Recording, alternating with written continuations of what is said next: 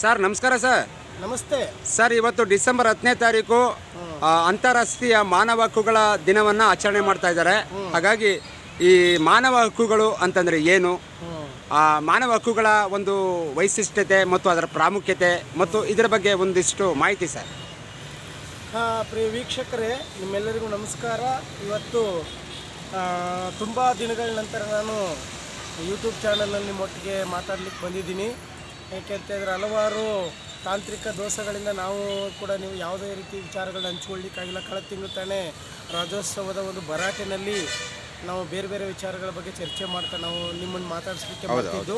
ಇವತ್ತು ಭಾಳ ಅದ್ಭುತವಾಗಿರ್ತಕ್ಕಂಥ ವಿಚಾರ ಏನು ಅಂತ ಹೇಳಿದ್ರೆ, ಇವತ್ತು ವಿಶ್ವ ಮಾನವ ಹಕ್ಕುಗಳ ದಿನಾಚರಣೆ ಕಾರ್ಯಕ್ರಮವನ್ನು ಆಯೋಜನೆ ಮಾಡುವ ಮೂಲಕ ಮಾನವರೆಂದರೆ ಈ ಭೂಮಿ ಮೇಲೆ ವಾಸ ಮಾಡ್ತಾ ಇರ್ತಕ್ಕಂಥ ಪ್ರತಿಯೊಬ್ಬರನ್ನು ಕೂಡ ನಾವು ಒಂದು ಮಾನವರು ಅಂತ ಕರಿತೀವಿ, ಆಯ್ತಲ್ಲ. ಮನುಷ್ಯರು ತಮ್ಮದೇ ಆದಂಥ ರಾಷ್ಟ್ರೀಯತೆ, ತಮ್ಮದೇ ಆದಂಥ ಹೆಸರು, ತಮ್ಮದೇ ಆದಂಥ ಒಂದು ರಾಷ್ಟ್ರ ಮುದ್ರೆ, ತಮ್ಮದೇ ಆದಂಥ ಒಂದು ಧಾರ್ಮಿಕ ನೆಲೆಗಟ್ಟನ್ನು ಹೊಂದಿರತಕ್ಕಂಥ ಇಡೀ ವಿಶ್ವದಲ್ಲಿ ವಾಸ ಮಾಡ್ತಾ ಇರ್ತಕ್ಕಂಥ ಮನುಷ್ಯರಿಗೆ ಅವರವರ ರಾಷ್ಟ್ರಗಳಿಗೆ ಸಂಬಂಧಪಟ್ಟಂತೆ ಹಲವಾರು ವಿಶೇಷ ಹಕ್ಕುಗಳನ್ನು ಆಯಾಯ ರಾಷ್ಟ್ರದ ಸಂವಿಧಾನ ಮತ್ತು ಆಯಾಯ ರಾಷ್ಟ್ರದ ಆಡಳಿತ ವ್ಯವಸ್ಥೆಗಳು ಅವರಿಗೆ ನೀಡುವ ಮೂಲಕ ಈ ಭೂಮಿ ಮೇಲೆ ಅವರೆಲ್ಲರೂ ಕೂಡ ಒಂದು ಸುಗಮವಾಗಿ ಬದುಕುವಂಥ ಒಂದು ವಾತಾವರಣವನ್ನು ಸೃಷ್ಟಿ ಮಾಡಿಕೊಟ್ಟಿದೆ.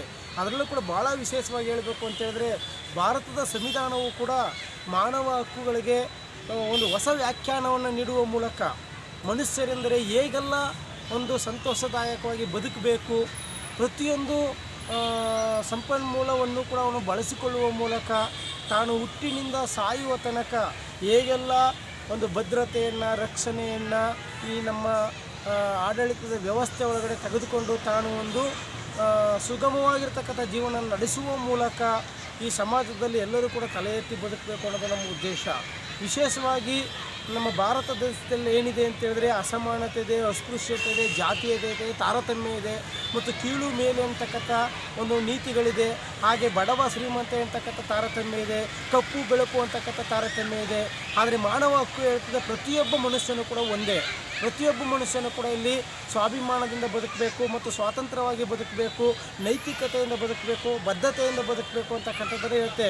ಪ್ರತಿಯೊಬ್ಬ ವ್ಯಕ್ತಿಯೂ ಕೂಡ ಈ ರಾಷ್ಟ್ರ ಅವನಿಗೆ ಉಚಿತವಾಗಿ ಶಿಕ್ಷಣವನ್ನು ಕೊಡಬೇಕು, ಅವನಿಗೆ ರಕ್ಷಣೆಯನ್ನು ಕೊಡಬೇಕು, ಅವನಿಗೆ ಊಟೋಪಚಾರವಾಗಿರ್ತಕ್ಕಂಥ ಅವನಿಗೆ ಬೇಕಾಗಿರ್ತಕ್ಕಂಥ ಆಹಾರ ಪದ್ಧತಿಯನ್ನು ಅವನು ಬೆಳೆದುಕೊಂಡು ತಿನ್ನುವಂಥ ವಾತಾವರಣವನ್ನು ಸೃಷ್ಟಿ ಮಾಡಿಕೊಡ್ಬೇಕು ಮತ್ತು ಅವನ ಆಸ್ತಿ ಹೊಂದುವಂಥ, ಅವನ ಅಧಿಕಾರ ಹೊಂದುವಂಥ ಮತ್ತು ಅವರ ಆಡಳಿತ ಪ್ರಕ್ರಿಯೆಯಲ್ಲಿ ಭಾಗವಹಿಸುವಂಥ, ವಿಶೇಷವಾಗಿ ಪ್ರಜಾಪ್ರಭುತ್ವದ ಪ್ರಕ್ರಿಯೆಯಲ್ಲೂ ಕೂಡ ಜಾತಿ ಇಲ್ಲದ, ಧರ್ಮವಿಲ್ಲದ, ವರ್ಣವಿಲ್ಲದ, ಭೇದವಿಲ್ಲದ ಒಂದು ಸುಸಂಸ್ಕೃತ ಸಮಾಜವನ್ನು ಕಟ್ಟಲಿಕ್ಕೆ ಅವರು ಎಲ್ಲರೊಟ್ಟಿಗೆ ಭಾಗವಹಿಸಬೇಕು ಅಂತಕ್ಕಂಥ ಒಂದು ವಾತಾವರಣವನ್ನು ಭಾರತದ ಸಂವಿಧಾನ ಕಲ್ಪಿಸಿಕೊಡುವ ಮೂಲಕ ಪ್ರತಿಯೊಬ್ಬರು ಕೂಡ ಇಲ್ಲಿ ಎಲ್ಲರೂ ಒಂದೇ, ಎಲ್ಲರೂ ಕೂಡ ಇಲ್ಲಿ ಸುಗಮವಾಗಿ ಬದುಕಬೇಕು ಅಂತಕ್ಕಂಥದ್ದನ್ನು ಭಾರತದ ಸಂವಿಧಾನ ಎತ್ತಿ ಹಿಡಿಯುತ್ತದೆ.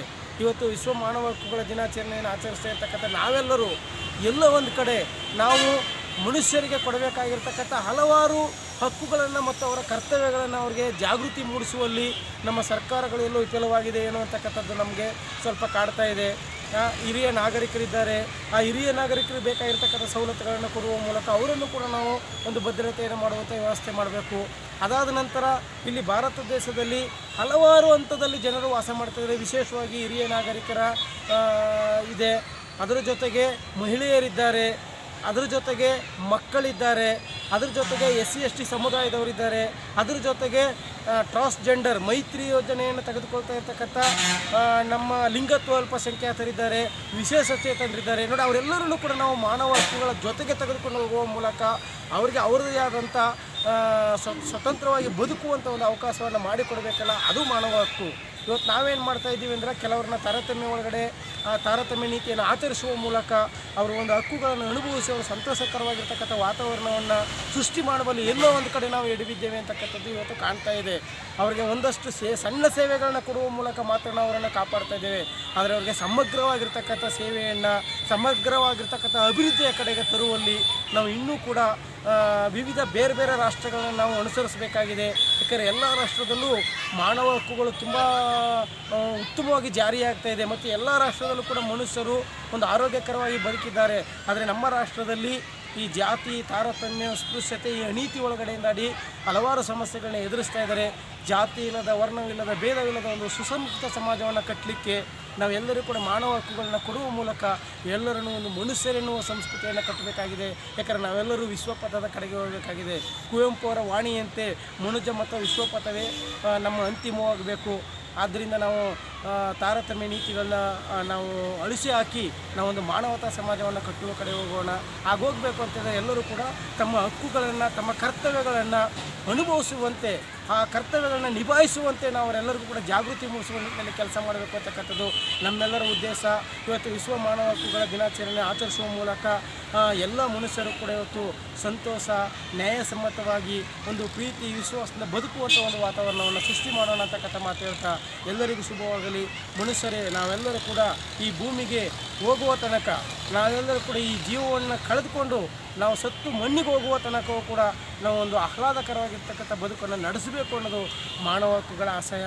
ಅದರಂತೆ ನಾವೆಲ್ಲರೂ ಬದುಕೋಣ ಅಂತಕ್ಕಂಥ ಮಾತು ಹೇಳ್ತಾ ಮತ್ತೊಮ್ಮೆ ಈ ನಮಗೆಲ್ಲರಿಗೂ ಕೂಡ ಸ್ವತಂತ್ರ ಹಕ್ಕು ಅವಕಾಶಗಳನ್ನು ಕಟ್ಟಿಕೊಟ್ಟಿರ್ತಕ್ಕಂಥ ಭಾರತದ ಸಂವಿಧಾನಕ್ಕೆ ನನ್ನ ಸಾಷ್ಟಾಂಗ ನಮಸ್ಕಾರವನ್ನು ತಿಳಿಸುವ ಮೂಲಕ ನಾವೆಲ್ಲರೂ ಒಂದು ಮಾನವತಾ ಸಮಾಜವನ್ನು ಕಟ್ಟೋಣ. ಎಲ್ಲರಿಗೂ ಧನ್ಯವಾದಗಳು. ತುಂಬ ಅದ್ಭುತವಾಗಿ ಮಾತಾಡಿದ್ರಿ ಕಾಳಿಂಗಸ್ವಾಮಿ ಸಿದ್ಧಾರ್ಥ ಅವರೇ. ಹಾಗಾಗಿ ಮಾನವ ಹಕ್ಕುಗಳ ಬಗ್ಗೆ ಮತ್ತು ಮಾನವ ಹಕ್ಕುಗಳ ಪ್ರಾಮುಖ್ಯತೆ ಮತ್ತು ಅದರ ಒಂದು ಅನುಷ್ಠಾನ ಇದರೆಲ್ಲರ ಒಂದು ವಿಷಯಗಳನ್ನು ಕುರಿತು ಸಮಗ್ರವಾಗಿ ಮಾಹಿತಿಯನ್ನು ತಿಳಿಸ್ಕೊಟ್ರಿ. ಹಾಗಾಗಿ ತಮಗೆ ಹೃದಯಪೂರ್ವಕ ಧನ್ಯವಾದಗಳು. ನಮಸ್ಕಾರ. ಶುಭವಾಗಲಿ ಸರ್. ನಿಮಗೂ ಕೂಡ ವಿಶ್ವ ಮಾನವ ಹಕ್ಕುಗಳ ದಿನಾಚರಣೆ ಶುಭಾಶಯಗಳು ಸರ್. ಧನ್ಯವಾದಗಳು.